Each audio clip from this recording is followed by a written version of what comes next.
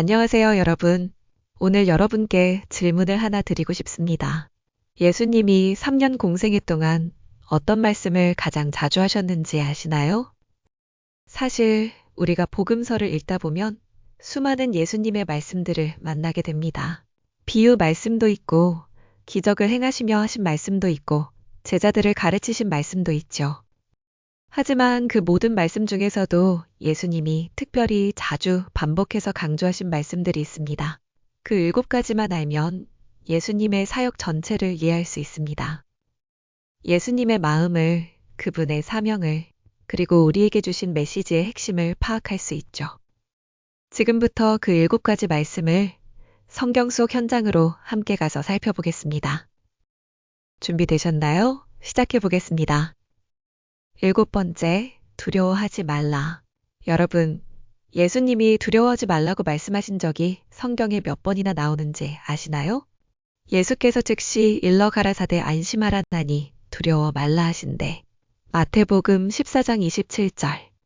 이 말씀은 제자들이 풍랑 속에서 두려워할 때 하신 말씀입니다.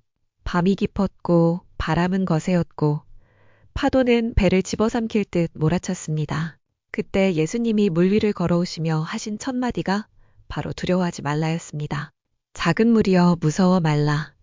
너희 아버지께서 그 나라를 너희에게 주시기를 기뻐하시느니라.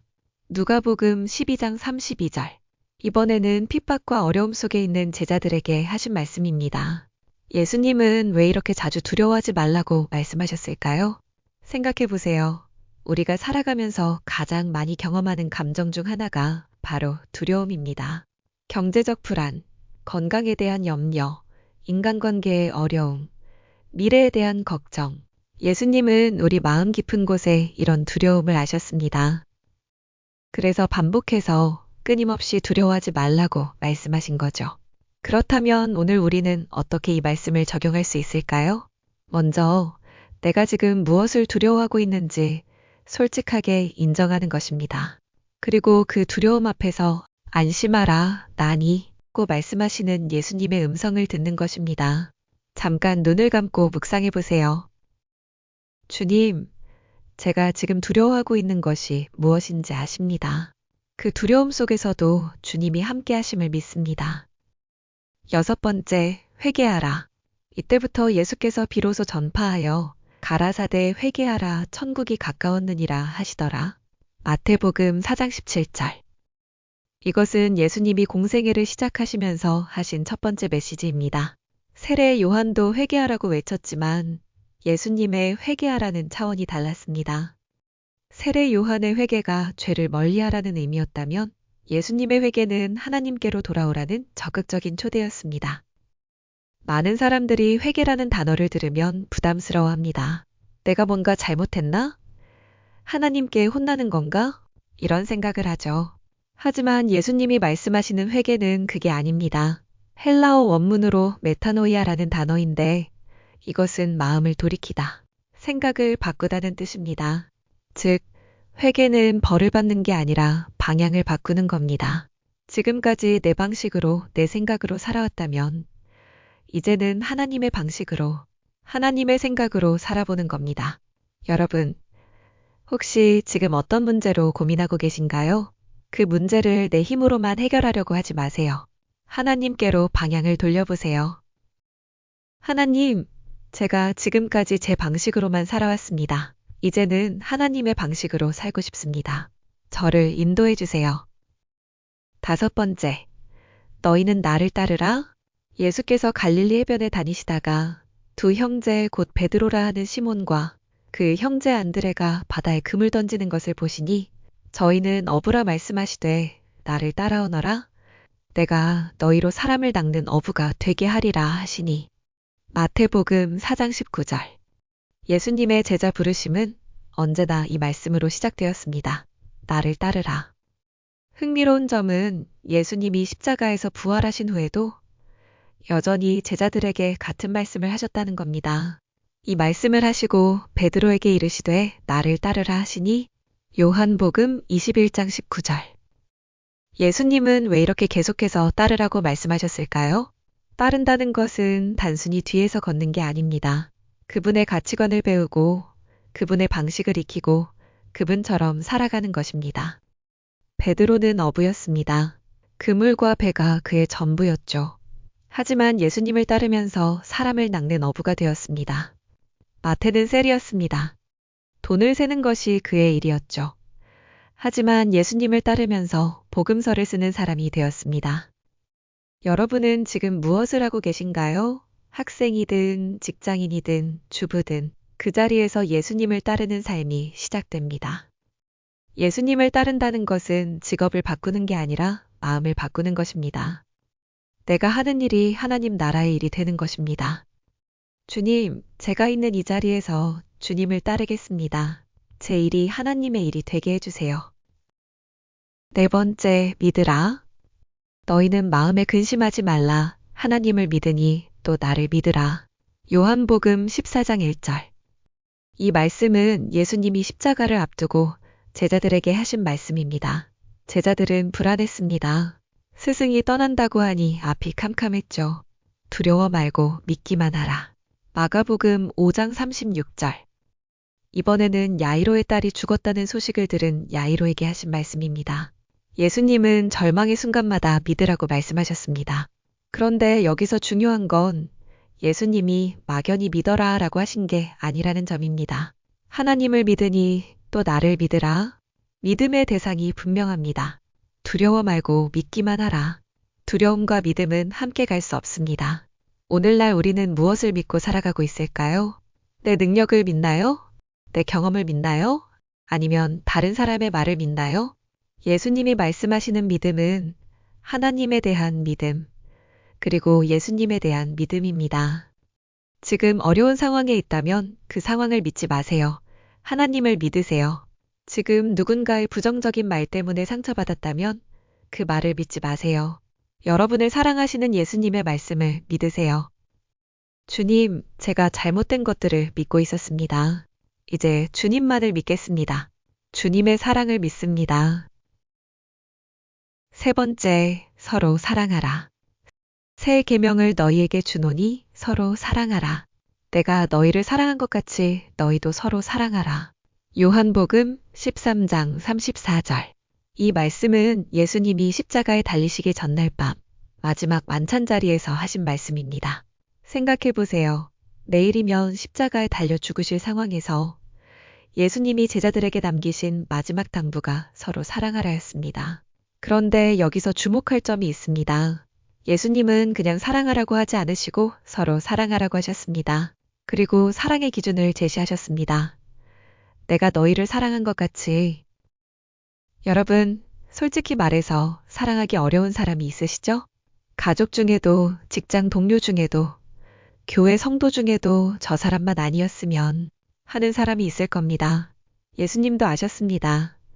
베드로는 성격이 급했고, 도마는 의심이 많았고, 야고보와 요한은 경쟁심이 강했습니다. 완벽한 사람은 하나도 없었어요. 그런데도 예수님은 그들을 끝까지 사랑하셨습니다. 그렇다면 우리는 어떻게 서로 사랑할 수 있을까요? 첫째, 내가 먼저 예수님의 사랑을 경험하는 것입니다. 내가 얼마나 부족한 사람인데도 예수님이 나를 사랑하신다는 것을 깨달을 때 다른 사람의 부족함도 이해할 수 있게 됩니다. 둘째, 사랑은 감정이 아니라 선택이라는 것을 기억하는 것입니다. 기분 좋을 때만 사랑하는 게 아니라 사랑하기로 결단하는 것입니다. 주님, 저를 이렇게 사랑해 주신 그 사랑으로 제가 다른 사람들을 사랑할 수 있게 해주세요. 두 번째, 용서하라. 그때 베드로가 나와 가로되 주여 형제가 내게 죄를 범하면 몇 번이나 용서하여 주리이까? 7번까지 하오리이까? 예수께서 가라사대 내게 이르노니 7번뿐 아니라 70번씩 7번이라도 할지니라. 마태복음 18장 21절, 22절. 베드로가 7번 용서하겠다고 했을 때 당시 유대인들의 관습으로는 매우 관대한 것이었습니다.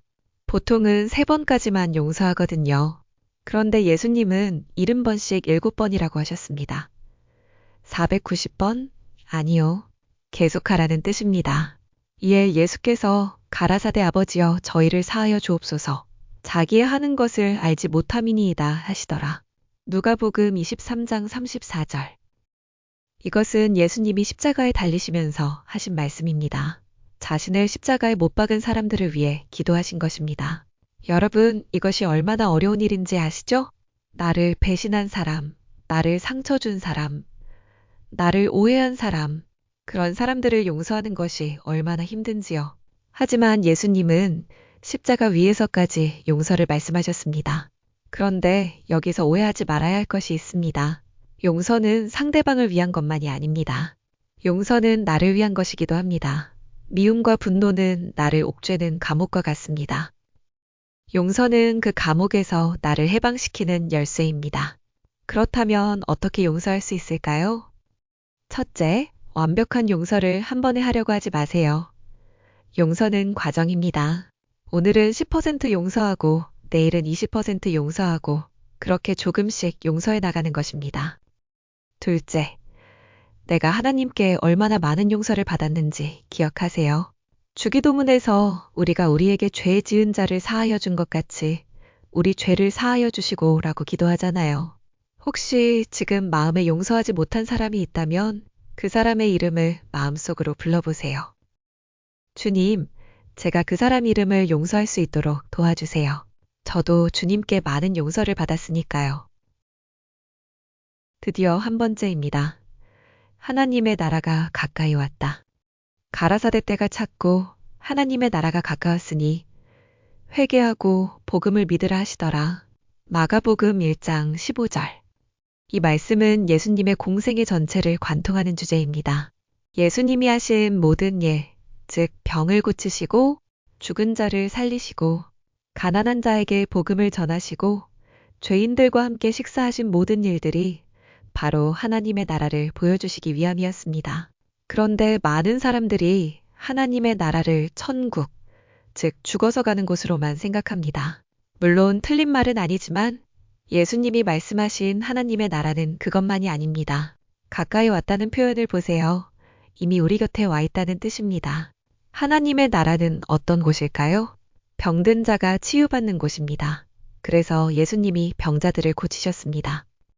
가난한 자가 위로받는 곳입니다. 그래서 예수님이 가난한 자들에게 복음을 전하셨습니다. 죄인이 용서받는 곳입니다. 그래서 예수님이 죄인들과 함께 식사하셨습니다. 소외된 자가 사랑받는 곳입니다. 그래서 예수님이 세리와 창기들을 품으셨습니다. 그렇다면 우리는 오늘 어떻게 하나님의 나라를 경험할 수 있을까요? 첫째, 내 마음을 하나님께 열어드리는 것입니다. 하나님이 왕이 되시도록 하는 것입니다. 둘째, 내가 있는 곳에서 하나님 나라의 가치를 실현하는 것입니다. 직장에서 정직하게 일하는 것, 가정에서 사랑으로 섬기는 것, 이웃에게 친절을 베푸는 것, 어려운 사람을 도와주는 것. 이 모든 것이 하나님 나라를 이 땅에 확장하는 일입니다. 여러분, 놀라운 사실을 알려드릴게요. 하나님의 나라는 저 멀리 하늘에만 있는 게 아니라 바로 여러분이 있는 그곳에 있습니다. 여러분이 예수님을 믿고 따르는 순간 그곳이 하나님의 나라입니다. 여러분의 집이 하나님의 나라가 될 수 있고 여러분의 직장이 하나님의 나라가 될 수 있고 여러분의 학교가 하나님의 나라가 될 수 있습니다. 하나님, 제 삶 전체가 하나님의 나라가 되게 해주세요. 저를 통해 하나님의 나라가 이 세상에 확장되게 해주세요. 지금까지 예수님이 가장 많이 하신 말씀 7가지를 살펴봤습니다.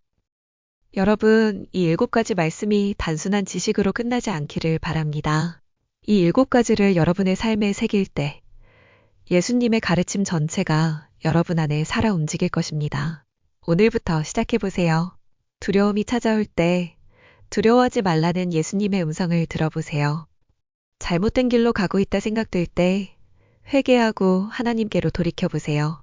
무엇을 해야 할지 모를 때 예수님을 따르겠다고 다짐해보세요. 절망적인 상황에서 하나님을 믿겠다고 고백해보세요. 미워하고 싶은 사람이 있을 때 사랑하기로 선택해보세요. 용서할 수 없을 것 같은 사람이 있을 때 용서해보세요. 그리고 여러분이 있는 바로 그 자리에서 하나님의 나라를 경험해보세요. 지금 잠깐 시간을 내어 묵상하고 기도해보시기 바랍니다. 이 7가지 중에서 지금 내게 가장 필요한 말씀은 무엇인지 하나님께 물어보세요. 그리고 그 말씀을 붙잡고 살아가겠다고 다짐해 보세요. 예수께서 가라사대 내가 곧 길이요 진리요 생명이니 나로 말미암지 않고는 아버지께로 올 자가 없느니라. 요한복음 14장 6절. 예수님의 말씀은 오늘도 우리에게 살아서 역사합니다. 이 영상이 도움이 되셨다면 좋아요와 구독 버튼을 눌러주세요. 그리고 댓글로 여러분에게 가장 와닿은 말씀이 무엇인지 나눠주시면 감사하겠습니다. 여러분의 삶에 예수님의 말씀이 살아 역사하시길 기도합니다. 감사합니다.